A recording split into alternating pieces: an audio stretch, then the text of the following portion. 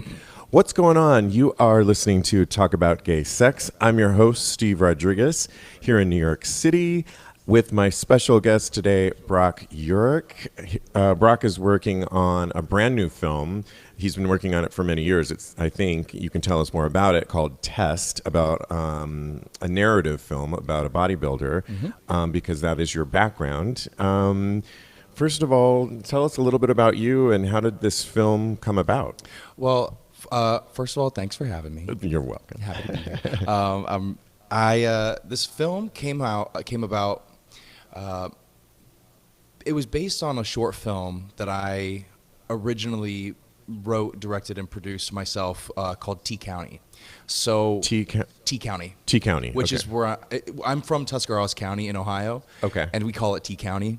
So my mentor basically told me I was struggling. I was not getting the auditions that I wanted as an actor, and he said, write your own stuff. And so I started keeping my eyes and ears open to stories I wanted to tell. And my friend told me a story about her family, and it was kind of a pretty dark story. So I immediately went and I wrote this short film, and it's 20 minutes long. And I said, I want to direct this and produce this and star in this. I basically wrote a role for myself to showcase myself as an actor and to just make something. And I would sit on movie sets or sit in between time and be like, this is so boring. Like, being an actor is really boring sometimes. Yes, like, hurry up and wait. Yes, exactly. There's so much downtime, and I'm like, I am not cut out for this. I need to be creative. So I wrote and directed T County, and it did film festivals and won some awards, and it was really, really great experience. It was an amazing learning experience. And then I did this film called Goat with Nick Jonas and James Franco about fraternity hazing. Oh. And that was one of the best filming experiences I've ever had. And I was just cast, and I was just an actor. But one of the actors was telling me, I told him about my short film, and he said, you should write a movie about bodybuilding. You're so into this. And I was like, I have been wanting to do that for a while. I just didn't know how. And then it clicked, and I was like, I can take my short film and make the character an amateur bodybuilder and keep the storyline. So originally, Test was about this young kid in Ohio who was sort of like at the poverty line and living with his dad and his grandpa. And originally he was straight, and he was dealing with family drama while trying to compete at the same time. And my friend read this script, and he was like, it's good, but what's your story, Brock? And I said, well, I was coming out of the closet at the same time I was competing. And he goes, there you go.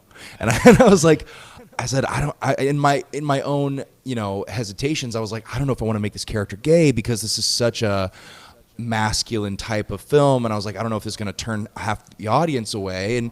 And then, but that's its hook, right? That's its hook. Yeah. And then what I did is, as I was considering this, I went and saw Moonlight. And I was like, yes. Oh, right. Academy Award winning film. There yes. we go. And I was like, okay, I need to at least take a pass at this script and make this character gay.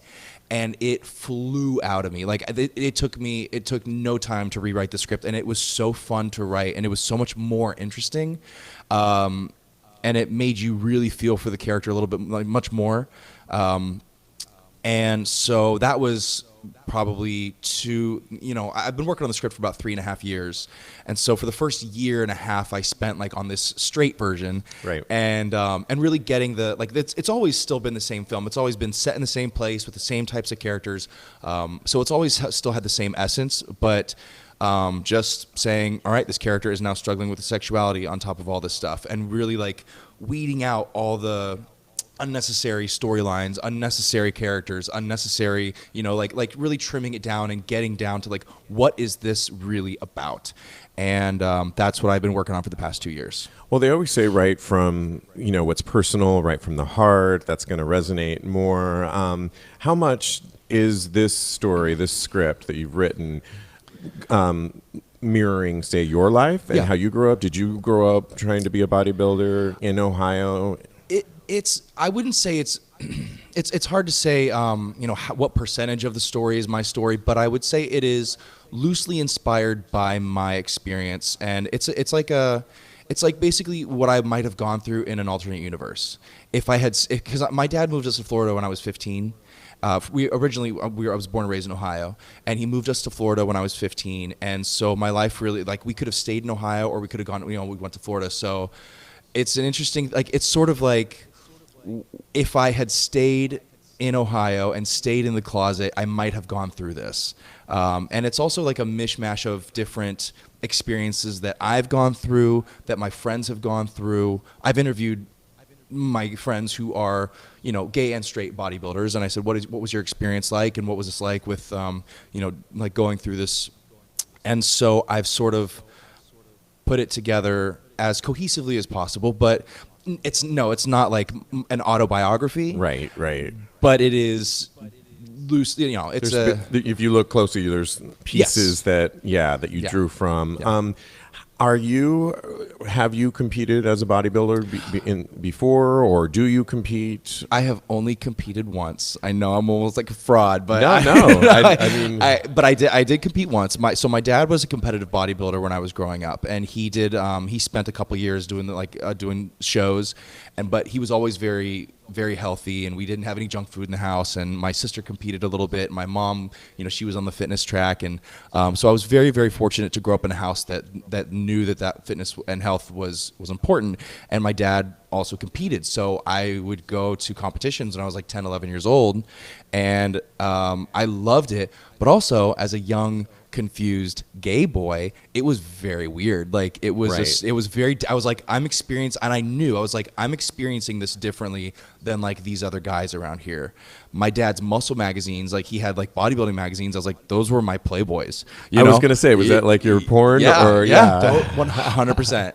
And so I thought, so we moved to Florida when I was 15. My dad had a heart aneurysm, and it really scared the shit out of all of us. But thank God he pulled through and said, you know what, I want to live in Florida. We're going to move to Florida. So we went down there, and I was like, this is sort of my time, because I was so skinny. I was such a weird kid, and I didn't know if I was like not socially cool. I always felt really strange, but also because when you're closeted, you just feel like you have to constantly edit yourself, and you feel like, I just questioned everything I did. And when you're called fag, you're called this and that, even if the kids don't really think you are, they're just calling that to be mean.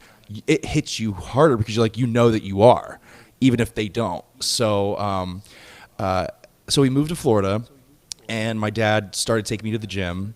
And I was like, this is sort of my chance to start new. And, these kids don't know, dorky, weird Brock. I can sort of like maybe be cool now and Right. lift weights and be, whatever, and start to gain some size. And I really wanted to get big. And so my dad, helped me get a job at the gym. So I worked at Gold's Gym up until the day I left for college. So I was in that environment a lot. And then I came back, and after my first year of college, and I came back to my gym like just to work out for the weekend. I was home for Mother's Day, and this trainer, her name was Tammy. She saw me. She was like, "Oh my God, you got so much bigger since college." And I was like, "Thank you." And she said, "There's a competition in 3 weeks. You'll beat my guy. You should do it." So I was Wow. like, "Okay." And so I took the next 21 days, and I did nothing but cardio, and I dieted crazy, and I was like really taking it seriously. And it was a small show, but I went in and I got first place in middleweight. And it was like a little Excellent. bucket list thing, and it was fun. And my dad was really he was in the audience like cheering me on, and it was fun. Wow. Yeah.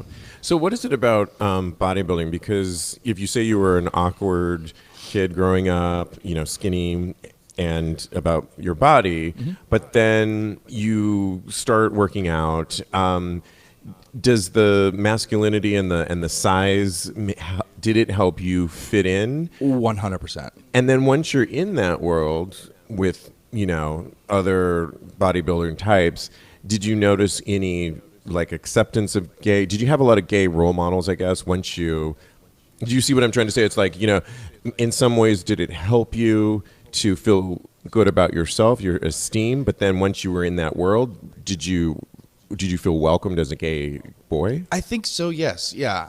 And I think that just kind of attests to our, I'm not trying to be mean and generalizing here, but superficiality. you know, as a gay man, if you have a nice body, you're sort of like, you have a lot of credit. You like, you know, you get a lot more attention. But that's not even just gay men. That's everywhere in the world. I mean, you walk into, you know, people constantly make comments on the sidewalk, or if you have, you know, you got your arm showing, or if you got like a good body. A homeless guy on the street just yesterday was like, lay off the steroids, man.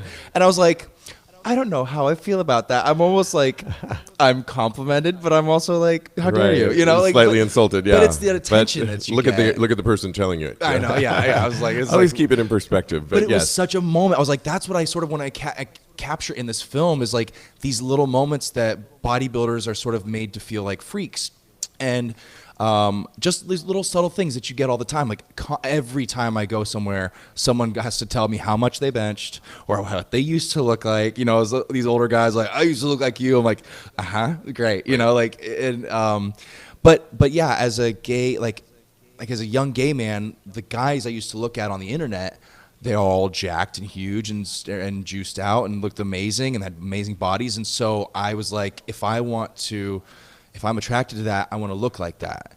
And I can't speak to why straight men do that. I mean, that's sort of very, because I'm not a heterosexual, so I don't know what it is about a straight man that looks at a man with a beautiful body and says, I want to look like that. Because for me, there's also some sexual attraction there. But so it's very interesting. You know what I'm saying? Like, it's very interesting that, like, you know, it's like a really gay sport. Like, you know, it's like you're all looking at you're all admiring each other for your hot bodies. Like, this is pretty gay, right? Right. But they're not. They're you know, they're also they're like some. I mean, they're very straight and they've all got girlfriends. But I'm like, can we all like take a step back and sort of like look at what we're doing? And they're calling each other fag on Instagram. They're calling each other this. I'm like, you have your underwear pulled up your ass and you're showing off your glute striations. I'm like, guys, like, can you like laugh about it? Have a sense of humor about this? Like, don't take yourselves so seriously. This is very, you know, strange behavior that we're all sort of, you know, geeky freak show, doing. But still a sport. But it's still a sport, and it's massive. I mean, it's a huge sport, and but yeah, it's just I as from a gay perspective, I'm like, this is really weird. And so I go to bodybuilding competitions. All my friends compete, so I go help them with their shows, and I'm just like, just a bunch of naked dudes, you know, like hanging out. I love it. It's the craziest thing. If you're just joining us, I'm here with Mike Yurich. He's working on his film Test. Who's Mike? Sorry, I don't know why I said that. Brock. Mike. Right, I know. We were talking about a mutual friend who did your editing for your trailer named Mike. And That's right. Okay. Superimposed both of your names. If you are just listening now, unfortunately, I have editing credit here. If you are just joining us now, I am sitting here with Brock Yurich. He is working on his film Test, and it's about bodybuilding and loosely based on his life. I want to know, though, what is your experiences within the gay, if there is even a thing, gay bodybuilding world? I mean, I don't know if you're old enough to remember Bob Paris. Yes. When I was younger, I just remember he was one of the first in the 80s, I think, maybe, gay bodybuilding champions, I guess, and also later on he came out, and then there was images of him with his boyfriend and husband, I guess. Besides him, and was he even anybody that you looked up to, being that? I didn't really know about him. Okay, maybe you're a little younger, but yeah, I was a little younger. Yeah. What is your experience, though? Is there sort of a gay bodybuilding network of guys that you look into or talk about? Or I not that I really know of, not that I'm super aware of. I mean, my friend being in, I think I know more gay bodybuilders from being in like having been in the gay social scene than in the competitive bodybuilding world. I think that, you know, like when I was a young gay, we'd go to the, you know, white party, winter party, and there are guys there that, you know, some of these guys do compete. Right. And I mean, their bodies are just insane. And, you know, so we're all like hanging out at the pool, and I'm just like, oh my God, like I do not look like that, but I want to. But I know some very successful gay bodybuilders, but I don't see any of them going to like the national levels of Mr. Olympia or anything like that. Those guys, all these guys have pictures. They go to the National White Party. Exactly. Yeah. Competition and wherever. Yeah. Yeah. I mean, some of them are very successful, but I don't know if there's a ton of homophobia in the bodybuilding world. I've never personally experienced, like, I've never seen anybody, say that you're not ever gonna win, but I don't see any gay winners. I don't see any gay guys at the that Olympia, we know of at least. That we know of at least. So I just think it's like if you are, you kind of need to be quiet about it. And we've made a lot of progress. Like, you're not going to get your ass beat for being gay in a bodybuilding competition. Absolutely not. Like, no one gives a shit. But it's hard because, like, it's just there. Like, it's just under the current. Like I don't see any openly gay winners.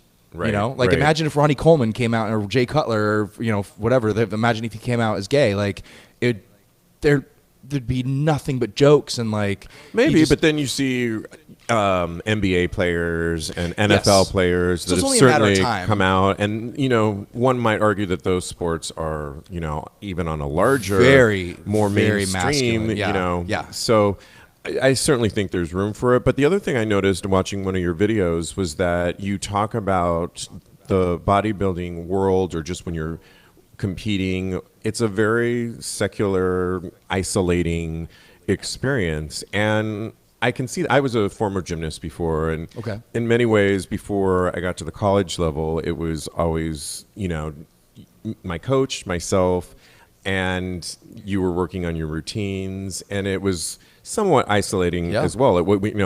In other words, I wasn't on a field with other players and that kind of thing. Certainly with bodybuilding, I mean, it's not just when you're in the gym, it's the diet, the sleep, all these kinds of things. So you might, maybe we don't see a lot of it is because each one of these bodybuilders are so in their world, just right. And you don't even have time even probably at the competition to look at the next because you're just doing your own thing. Yes, exactly. Yeah.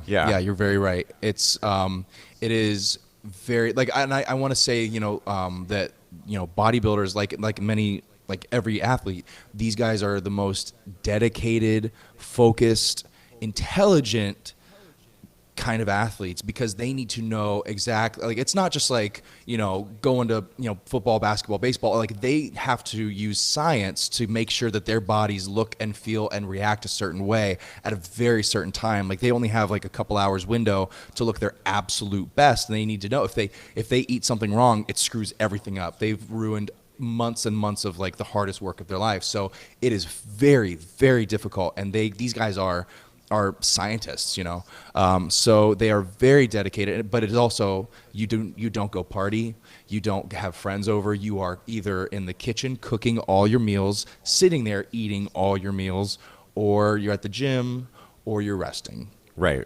Well, that's why I think it's cool that you're doing this film about a gay bodybuilder, to show that, because oftentimes you go to these parties and it's great that you see all these jacked up bodies. I don't know where they get the energy for these parties. I'm tired.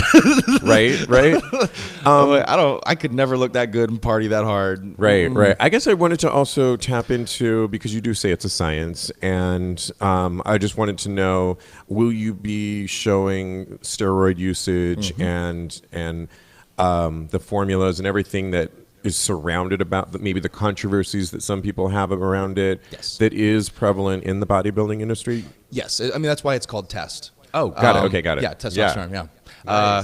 Nice. See a little I'm getting it. I'm getting it. So, steroids for me was a big part of my issues when I was like 21, 22, and I was out, but I was fighting with my family about it, and nothing makes you feel worse than that, not having your family's support and on something that important to you. And they've since changed, and we've come to a really, really, really great place. But for a while it was really, really hard, and so steroids was a way for me to. It's like any other drug. It's like, some people turn to alcohol, some people turn to cocaine, meth, or whatever, and it's really sad. And there's such a high percentage of LGBT youth who turn to drugs for obvious reasons. Right. I mean, what, like you're turned away from your family, and you have, you want to. It's the only thing that makes you feel good. It makes you feel, like,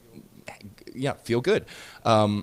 So for me, it was Test and Deca, and I was going to the gym and I was getting out all my aggression, and I was like, if I'm gonna be a fag, I'm gonna be the biggest, scariest fag there is, and no one's gonna want to fuck with me. Right. And I was in a really bad place, and it was just this armor that I built, and that's sort of like that's personally what I went through, and that's what the film is sort of talks about is, and I mean, steroids is such a huge part of bodybuilding, and I'm not going to shy away from it, and that's something that we're not going to make a massive deal about it in the movie, but it is there. I mean, it's just. Do you think that there's times for the sport when it's because I've heard other people, both sides of the coin, for the sport to compete, you need to just be on, if you're going to be considered for any of these competitions, you need to be on some of these steroids, and done properly. People have said that, they don't think there's anything wrong with that. I mean, then there's others that, it's a darker side to it. And so what's your sort of stance on this? I actually don't have a stance. I don't feel like I can really say what my stance is. I sort of I like to just examine it. I like to just look at it and just kind of call it what it is and say what it is. I'm not saying whether it's bad or good. Test, I want to make sure that people know that Test is not a condemnation of bodybuilding. It's not a judgment of bodybuilding or testosterone or steroid use or gay issues or anything like that. It's simply an examination. It's looking through the peephole at what these guys do and just kind of trying to understand why these guys do what they do, because I've learned a lot that, like, when I tell people that I've used steroids on and off, people that don't really know anything about it, they're like, "You're on steroids?" Right. I'm like it's really or you get the homeless guy yelling at you, lay off of him. But it's really terrifying. It's almost like scary to them. Like, "You're on steroids." I'm like, "You're an alcoholic." Yeah. Like, and like, well, isn't that bad for your liver? Yeah, so is alcohol. Right. Well, doesn't it make you angry and crazy? Yeah, so does alcohol. I mean, you're correct. Yes. Come on. Like, Absolutely. we're all on something. It's just like, it's just the thing that people just don't know a lot about it. People know everything about alcohol. You know exactly what your favorite drink is, and you drink it every night, whatever. It's fine. Like, that's what you like to do. Some guys do steroids, and it's like, yes, you can, some people drink responsibly, and that's totally fine. Some people are blackout drunks, and that's like, you have a problem and you need to go get help. Some people know how to use steroids properly, and it's just a part of your life, and that's like totally normal. Some people obviously abuse it and don't know how to do it correctly, and don't have somebody to help them, and they don't go to the doctors and get themselves checked and get their blood levels checked. So it's just like anything else in the world. It's just, you have to know, you have to use in moderation. You have to be smart about it. You have to be safe about it. But, like, whether it's a good or bad thing, I cannot say. I'm not gonna get into that. But there are natural bodybuilding competitions, 100%. But there's also, you go to a real bodybuilding. If they tested at a real bodybuilding competition, it would not be a pretty sight. Like, it's just part of the world. It's just part of the world. It's just part of the culture, and not a lot of people like to talk about it. And I'm here to talk about it in this movie. So. I want to talk a little bit about body image, and from your own standpoint, and how maybe you have or have not struggled with it, and how you think us as gay men maybe struggle with it. I mean, did you struggle with, you talked a little bit about earlier, you were skinny. I struggle with it every day, every minute of my life. Right. I mean, I would say now I've heard so many people talk about this, whether you're straight, gay, or whatever. I mean, we all, look in the mirror and have things that we are working on. All you see are the flaws. Yeah. That's all you see. I mean, at least for me, like, and I know that other people can relate to that. Yeah, you're absolutely right. I struggle with body image issues every day, and I'm not like this movie. I'm not I'm not reformed. I'm not like free of this. I'm still very much in the trenches, and I'm always going to be, and I've accepted that. Like, it's just part of who I am. I don't know whether it's part of like the chemical. I think it's a combination of like how I was raised plus the chemical wiring, which is how we're all. I think that's what makes us who we are. It's not nature versus nurture. It's nature and nurture. It's who we are wired as and how we were raised. You can't single one out. And I think to add on to that, I think when you can accept that this is, how you are, that it's that first admission, that thought, and it's what you do with those thoughts afterwards. Yeah. You can't control what's going on necessarily or what's going to come up every day for you when you look in the mirror, when you go to the gym, but it's really that, hearing the voice and then, okay, am I going to wallow in this or am I going to have like a moment or two to wallow in it? Yeah. And then what direction am I going to go in versus just, ignoring it and then having it just fester out in negative ways, maybe? Yeah. So, I could attest to that for sure. Yeah. Like RuPaul talks about your inner saboteur constantly. And I'm just like, that's just what a lot of us hear. That's what, like, anytime I take a picture, I double check it to make sure I look, I don't ever want to see a picture where my neck looks really skinny. That's my biggest fear. And I'm like, that's so insane. But like, it's not insane to me. It's just what I think. It's what's important to me. And I think a lot of, and that's the thing is like, I think I can't imagine what women go through. I said this in another thing. I cannot imagine how hard it is for women. I'm not a woman, so I'm not even going to try to think that I have some sort of authority on saying what it's like for women. I listen, I hear what they say, and I cannot imagine what they go through with body image issues. I can only say as a man, we have body image issues as well. And sometimes as a gay man. And a gay man, it's even worse. Right, right. Straight men, so they can, they get it's just not as important for them. Gay men, it's like, it is important. It's not, but it is. Right. It doesn't have to be, but we make it very important. I mean, you look at any flyer, any poster on the thing, and it's always a six-pack, and it's a hot guy with big shoulders and chiseled abs, and it's like, that's how you get people to come to your parties, or that's how you people whatever. Like, and that's not important to every gay man. We should note that. But you do your part in helping others feel good about themselves. You're a personal trainer as well. Yes. Here in New York City. Yep. And do your clients? Do you find that a lot of? I'm assuming you have a lot of male clients. Yes. Or do they come to you? What are their big concerns about body image? I mean, obviously to look like you, or they all want to get big. They all want to put on size, and they all say the same. They're all very, very various similar age groups. And they're all very similar in they want to put on some muscle mass, and they want to, just look. They want to look and feel good, and so that's my main thing is just weightlifting. That's all I know. That's what I know. Right. That's what my dad taught me. And anytime there was a problem, if there was whatever, you just go weightlift. That's going to make you feel better. And that's what I went. I had the little weight set in my garage, and I went and I did that, and it built my confidence. So, people can be naysayers and say that it's, like you're being vain, you're being whatever, but you can't deny the fact that working out and seeing your body change the way that you want it to makes you feel good. Right. I feel that way. Yeah. You mentioned in one of your videos that you came out at 19. Was your father accepting of this, being a bodybuilder himself? How did that go? He had his own reservation. We fought about it. He's very, very religious.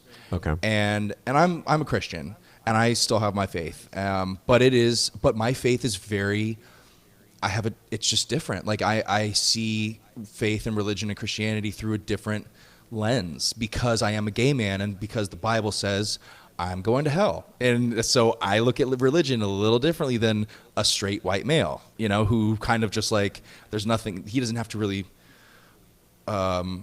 adjust. He sort of just like, he checks all the boxes of getting into heaven, you know what I'm saying? Right, so it's right. like when you don't, you kind of have to, your connection to God is a bit, you have to really work around that and really kind of figure out like, am I okay? Am I going to hell? Because that's all I hear of my whole life. Right. So for my dad, it was, I don't know, obviously like everyone says this, but they're from a different time. They're from a different generation. And he just, like at the time we fought so hard about it. But after 10 years, and many talks and many heart to hearts, and he's said some things that have just like brought me to tears in a good way. Like he's really, we've both grown so much from it. And, so I don't know where it came from for him, but, I think it was just I think all that anger and all that rage and all that homophobia just comes from not feeling like you failed, which is such a ridiculous thing, but they don't know that. Right. They don't know any better. They don't think they don't get that it has nothing to do with you. Right. And it doesn't have anything to do. Like that's the whole, I think that's all gay people are trying to get across is like, we're not going anywhere because you straight people keep making us. Yeah, right? Like right. you can't get rid of the homosexuals unless Yeah. you like stop having babies completely, because that's just how we come out. 10% of us are going to come out. It's going to happen. That's probably growing, I would imagine. Yeah. So in the movie, do you tap into a love story? This is a gay sex podcast, so Yeah. I'm just curious to know. It's okay. So it's very interesting that you ask that, because I've seen a lot of LGBT movies, and I think that this movie, there's so much naked dude visual that I'm afraid of it becoming a parody, and I'm afraid of it becoming gratuitous. So it's not a love story between two gay men. It's not a love story between Eddie. It's really like, it's a bit more tragic than that, and it's a bit more complicated than that between Eddie and his coach, Mike. Oh. So not a traditional love story, but I'm trying to not make it a traditional love story. I'm trying to be a little bit more nuanced and a little bit more creative and a little bit more less obvious. I like that. Yeah. I mean, I think that whenever somebody is working on something like a major competition, Olympians, or anybody in just a working environment, that you marry not only the job, but maybe it's a coach, or, I mean, it's not a traditional marriage, and but there's always these underlying areas of like a deeper relationship. 100%. And yeah. And there's probably, you may or may not tap into it in the film, but there's not a lot of time, right, when you're a bodybuilder? And really, that's the thing. It's like, it's tough to write. That's why it's so hard to write a bodybuilding movie, because the lifestyle is so boring, and it's not like like Varsity Blues with football, where they're partying and they're doing the stuff, and then it's like the big game at the end. It's like, it's a very mundane, it's like every day is like Groundhog Day. So I was like, okay, if I'm going to write this movie, I need to have a clear story and make it interesting and compelling and truthful, and really I had to go very, very deep with these characters, because if not, it's just like a document. It's just gonna be like a documentary. It's like a very surfacey thing, where it's just a bunch of workouts. And I was like, it's really so much more than that. And the relationship between Eddie and his coach, because it's so, it is homoerotic. Like they're studying each other's naked bodies. They're close with each other. He's injecting him in his butt cheek with steroids, and so they're just like, they're very, very close. And so for a young gay man, that's just so confusing, and that's so and he's also being pumped with steroids, so his mind's not right, and his sex drive is going crazy, and his mother is this really pushy religious woman, and she's just she's pulling him this way, and his coach is pulling him this way, and his best friend Trig is sort of like, he sort of represents the MAGA group, you know what I'm saying? The MAGA group, what's that? The hashtag MAGA, Make America Great Again kind of folks. Yes, you know what I'm yes, saying? So he sort of represents like that, and those kinds of that kind of mentality. And then in the story, Eddie, his ex-girlfriend comes back to town from New York to run the dance studio that she grew up in. So she's a dancer, she's a ballet dancer, and so Eddie, who is not very good at posing, goes to her for help, and they sort of have ballet lessons, and it's sort of light and it's fun, and cool. they reconnect. But he tries to have sex with her, and that doesn't work, and so she sort of says, you kind of need to, in a roundabout way, she sort of says you need to face what you are. I've kind of always known ever since we dated in high school, and so that really kind of sets Eddie off. And like, okay, don't tell us the whole I'm movie. not gonna say I'm not gonna. And we should also note that you entered this in a competition with the Duplass brothers. Yes. For those of you who don't know, I watched their famous brother duo writing team. I watched their HBO show. Room 104? No, they had another one. It was kind of couples that was really good. Okay. But I love them. They're great. They did Tangerine. Yep. Did you see Tangerine? I saw Tangerine. Oh my God. Yes. And there's So good. Right. So you won a runner-up kind of. Okay, so the way that worked, that was that competition took our film from black and white to Technicolor. Great. I'm this kid with a script, and I just didn't. I was like, what do I do with it? What do I do? Like, how do I make this thing happen?